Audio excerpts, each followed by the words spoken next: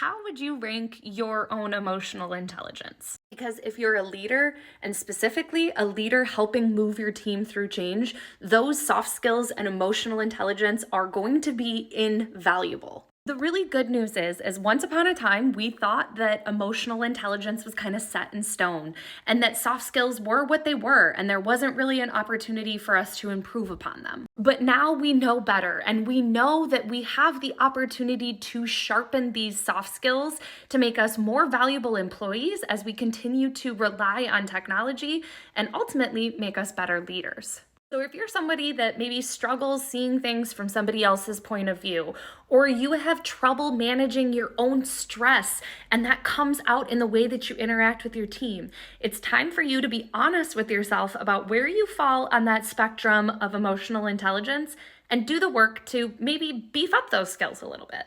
The first suggestion of how to sharpen these soft skills is to make sure that you're practicing active listening when you're interacting with your team. It sounds really simple, but right now, the way our world works, there are so many distractions trying to pull you away from the interactions and the conversations that you're having. When you're having one-on-ones with your team, specifically when you're moving through a change and you're trying to solicit feedback or understand their perspective on something, make sure that those distractions are silenced.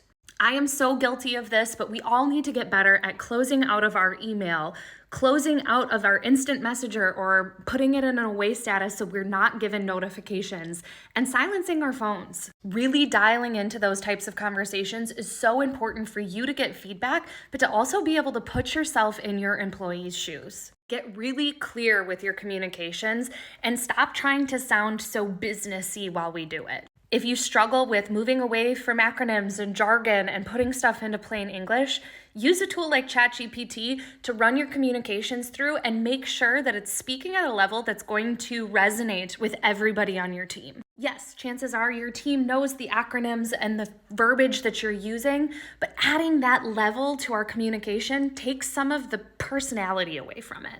Communicate with your team like a person, not a business professional.